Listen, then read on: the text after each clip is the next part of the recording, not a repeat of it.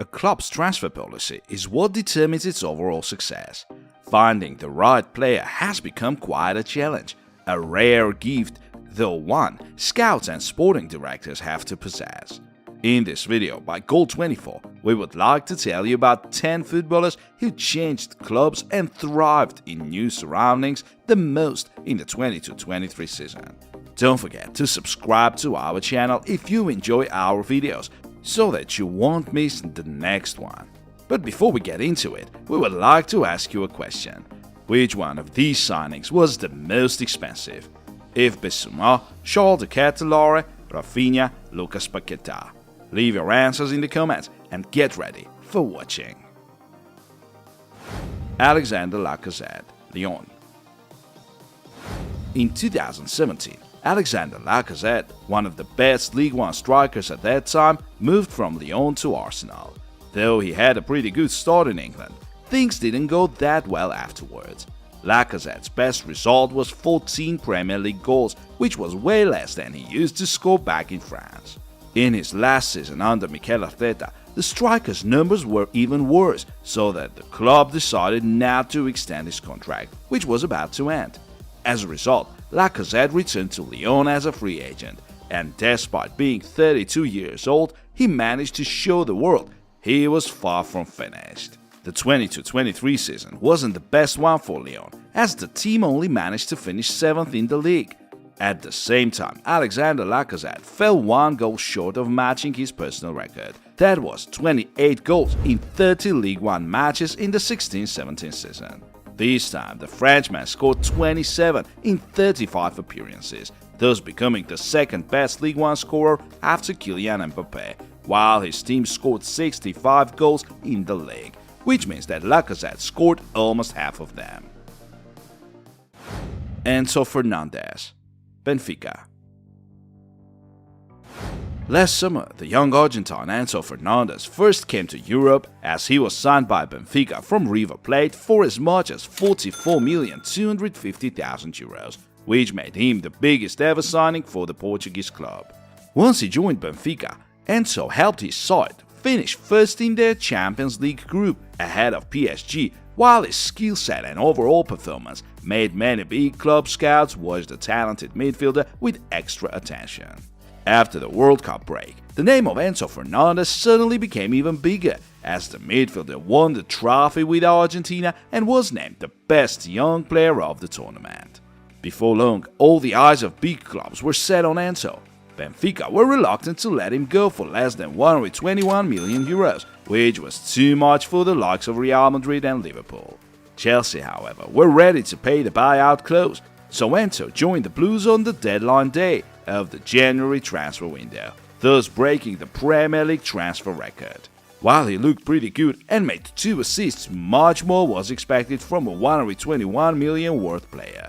However, the whole team's performance was abysmal, as 12th place in the Premier League was nothing short of a disaster for such a big club. Mauricio Pochettino, Enzo's compatriot, is going to be the Chelsea manager in the upcoming season, so we'll see if he will manage to get the most out of the midfielder. Paulo Dybala, Roma. The striker Paulo Dybala spent a bigger part of his playing career at Juventus, where he scored 115 goals in 293 games, which made him one of 10 all-time best goal scorers for the Bianconeri. Last summer, the club and the player failed to reach an agreement concerning Dybala's new contract. The reason for that was Paulo's salary demands. So the Argentine was released by Juve and was about to join Inter, but while the Nerazzurri were cleaning the space for a star newcomer, Roma came for Dybala and signed him in a swift fashion. Paulo Dybala's first season for Roma ended up being his best Serie A season in 5 years, 12 goals and 6 assists. Jose Mourinho's side only managed to finish 6th in Serie A, so that campaign was far from successful for the Giallorossi. At the same time, their Europa League performance is worth mentioning. Roma reached the final and lost the penalty shootout against Sevilla, while Dybala scored 5 goals throughout the course of the tournament. His buyout clause is about to activate this summer, €12 million for foreign clubs and €20 million for Italian clubs, so we can't tell for sure if the Argentine is going to stay at Roma.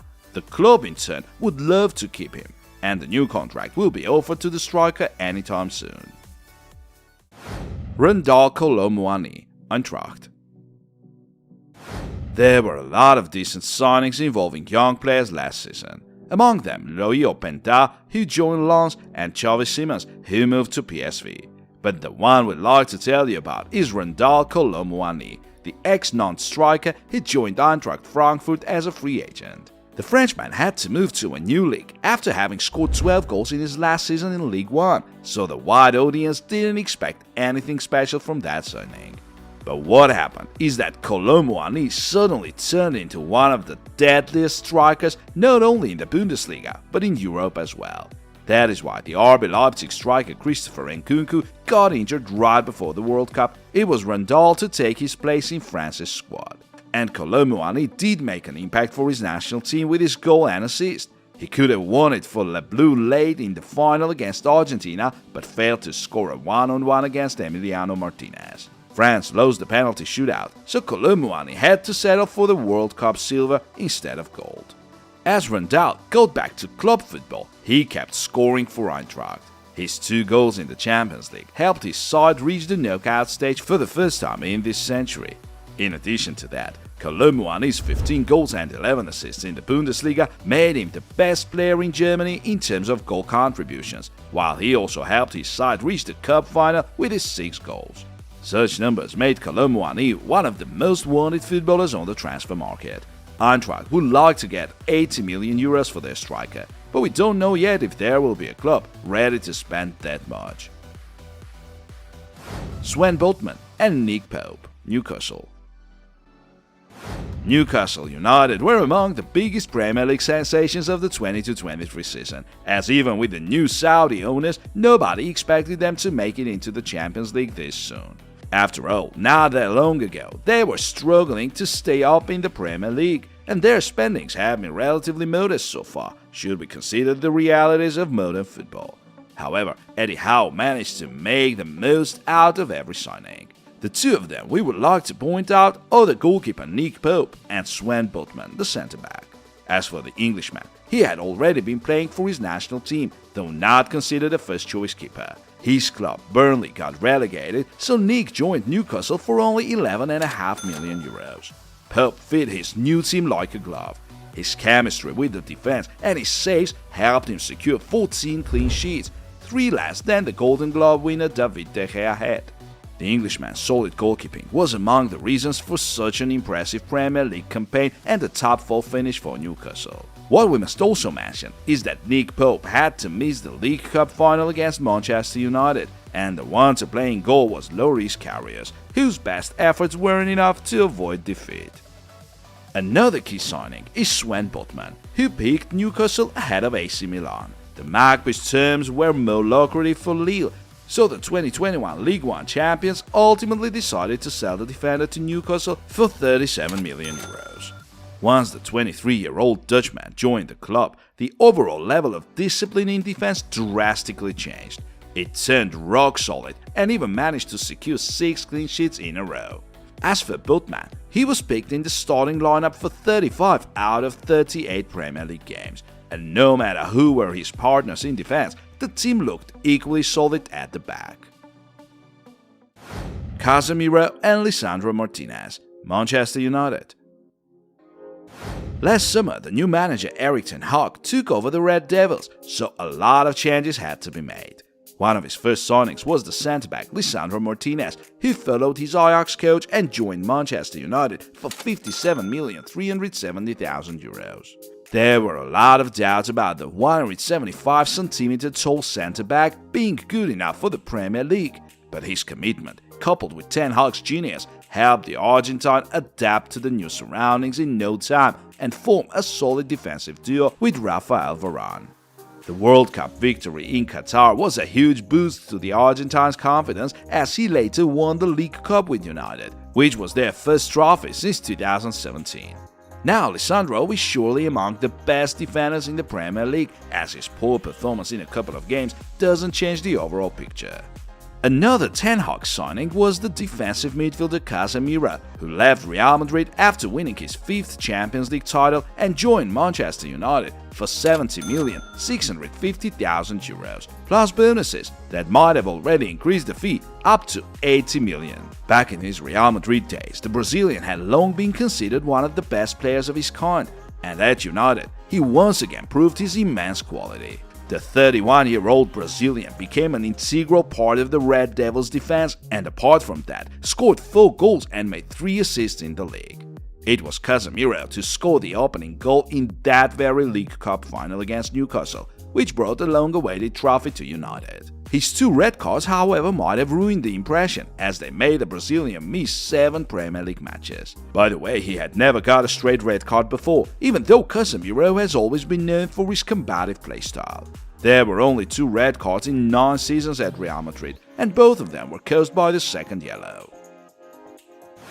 Robert Lewandowski and Jules Koundé, Barcelona. Last summer's transfer campaign was a very productive one for the Blaugrana, and these 2 players were probably the best signings. So let's start with Robert Lewandowski, who asked the Bayern board to let him move to Barca. Though they were reluctant to let their best ever goalscorer go at first, in the end Robert was sold to Barcelona for €45 million. So Barca got themselves one of the best strikers of modern football. And Robert managed to prove it yet again, as he scored 23 goals and made 7 assists in his debut season in Spain. Barcelona won the league for the first time since 2019, while Lewandowski became the best goalscorer ahead of Benzema, though the French had to miss many games due to injuries. Apart from that, Robert also scored 10 goals in other tournaments and 33 goals altogether. Another star newcomer is Jules Koundé, the Sevilla defender snatched from Chelsea for €50 million. Before long, the newcomer made Barcelona's defense truly impenetrable. Though Koundé was supposed to play as a centre-back initially, due to his teammates' injuries, he had to play many games as a right-back. And we must give him credit. Though he never liked playing that role, Jules looked very solid on the right, as in addition to his defensive performance, he scored a goal and made 3 assists. Barca only conceded 20 goals in La Liga, 9 of them late in the season when the title had already been won, which is the best proof of the immense quality of their defense, and that has a lot to do with Koundé's arrival. Alexander Zinchenko and Gabriel Jesus, Arsenal. In the 21-22 season, the Gunners were very close to a top 4 finish, but didn't make it in the Champions League in the end.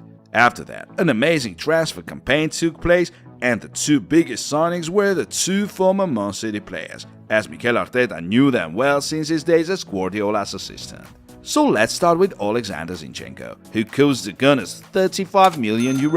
While he was more like a rotational player at City, his role at the new club is now way bigger. Though the Ukrainian was supposed to play in midfield, Arteta ultimately decided to use him as a left back, the position he played under Guardiola. As a result, Zinchenko's versatility and football intelligence have been a great asset to the team at both ends of the pitch, while he also proved himself to be a true leader, always eager to motivate his teammates. The season ended with a 2nd-place finish for Arsenal, the Gunners' best result since 2016. Of course, it could have been even better if it were not for that streak late in the season, which allowed Man City to win yet another league title. By the way, after Alexander had spent 5 seasons for City without a single Premier League goal, he managed to find the net on his debut for Arsenal. Another Arsenal newcomer in our list is Gabriel Jesus. He was considered an extremely versatile attacker, good at pressing, but never a clinical finisher. At Arsenal, he was given more creative freedom in attack, and that did pay off, as the striker, worth €52.2 million, scored 11 goals and made 7 assists in the Premier League, more than in his 2 previous seasons combined. What we must also mind is that Gabi Jesus had to miss 12 Premier League matches due to his injury last season, so who knows how many more he could have scored if he hadn't got injured in the World Cup. So despite all the obstacles, the striker had a very decent first season at Arsenal, which could have been even better if it were not for that long-term injury he had to suffer. Hvicha Kvaratskhelia and Kim Min-jae, Napoli. Last summer, a bunch of Napoli long-time leaders left the club. Dries Mertens, their best ever goalscorer, the captain Lorenzo Insigne, the centre-back Kalidou Koulibaly, the first-choice keeper David Ospina, and the midfielder Fabian Ruiz. It looked like the team was going to need years to fill that void and rebuild itself, but it turned out to be quite the opposite. The scouting department did their job to perfection, as the newcomers led the club to well-deserved success. As for the biggest signing, that was of course Khvicha Kvaratskhelia, signed from Dinamo Batumi for 11.5 million euros. The Georgian had only played in his home country and in Russia before he came to Italy, so nobody expected any miracles from him, especially in his first season at Napoli. To everybody's surprise, Khvicha took Serie A by storm, as already in August he was named Player of the Month. Weeks and months went on as the football world was watching the Georgian, expecting him to tail off rather sooner than later. But instead, the winger kept dominating the league with his skills, vision and teamwork. All these things made him look like a highly experienced world-class player. Khvicha scored 12 goals and made 10 assists in Serie A, while Napoli won the first league title in 33 years. The Georgian got his reward, as apart from being named Serie A Player of the Season, he was offered a new contract with a higher salary. In addition to his Serie A performance, he also scored 2 goals and made 4 assists in the Champions League, which helped Napoli reach the quarter-final stage for the first time in their history. Khvicha's breathtaking performance is a prime example of determination mixed with natural talent. This combination is what makes football stars out of emerging players, as it may also help more mature footballers to defy the odds and re-establish themselves as world-class players while being considered finished by fans and pundits alike. So feel free to check out our video about other players who managed to do so once you're done with this one. Now to another brilliant transfer, the centre-back Kim Min-jae, who joined Napoli for 18 million euros, as he was supposed to replace Kalidou Koulibaly. Just like Khvicha, the Korean had no top 5 league experience at that time. He had only played in Asia and in Turkey for Fenerbahce for a season. But the lack of experience didn't prevent Kim from showing his best qualities straight away, as he soon became one of the best centre-backs in the league, not worse than Koulibaly. Apart from that, the Korean's strength has been his first pass. The stats tell us that Kim Min-jae became the Serie A leader in terms of passing accuracy. As the end of the season approached, there were more and more rumors about the Korean leaving Napoli this summer, backed by his buyout clause of 50 million euros, valid until July 15. As for the teams interested in signing Kim, Bayern are supposed to be the top contenders, while there are also Man United following the player. Erling Haaland and Manuel Akanji, Manchester City. The citizens had no number 9 in the 21-22 season, but nevertheless managed to win the league and have a decent Champions League campaign. But that wasn't enough for City, so last summer they went for a big signing. Erling Haaland, the embodiment of a true striker, was signed from Borussia Dortmund for 60 million euros. And to say that he dominated the Premier League would be a massive understatement. The Norwegian broke the goal-scoring record with his 36 goals in 35 matches and became the best scorer both in the Premier League and in the Champions League, while Manchester City managed to win the treble. Erling's overall tally is 52 goals in all competitions, which makes him a solid Ballon d'Or contender alongside Lionel Messi, the World Cup winner and the best player of the tournament. So it seems we'll have to wait until October to see if Haaland's phenomenal season will be enough to top the Argentines' World Cup triumph. Another ex-Borussia player is Manuel Akanji, the centre-back. It is possible that even the player himself never expected to join Manchester City, but that's exactly what happened. After there had been rumors of big clubs following Akanji, City came with a 17.5 million offer. So the Swiss man moved to the Etihad, and at first he was expected to be no more than a backup option for the injured Aymeric Laporte. But Josep Guardiola had other plans. Manuel Akanji and Nathan Alke's versatility made the manager switch to a 3 at the back formation, which proved itself to be the right choice before long. The back 3 Akanji Dias Xhaka was really solid in defense and contributed to the team's build-up as well. In the end, Manuel Akanji showed that he was given a place in the first 11 fully on merit, as his impact in all the 3 competitions, the Premier League, the FA Cup and the Champions League, should not be underestimated. A good first season at the new club doesn't guarantee anything, as newcomers need to stay focused so that they don't lose the momentum. All our today's heroes are about to face another challenge in the upcoming season and try to prove that their impressive performance was not a coincidence. Dear friends, please let us know in the comments which one of these transfers do you consider the biggest success. Thank you for watching and see you soon.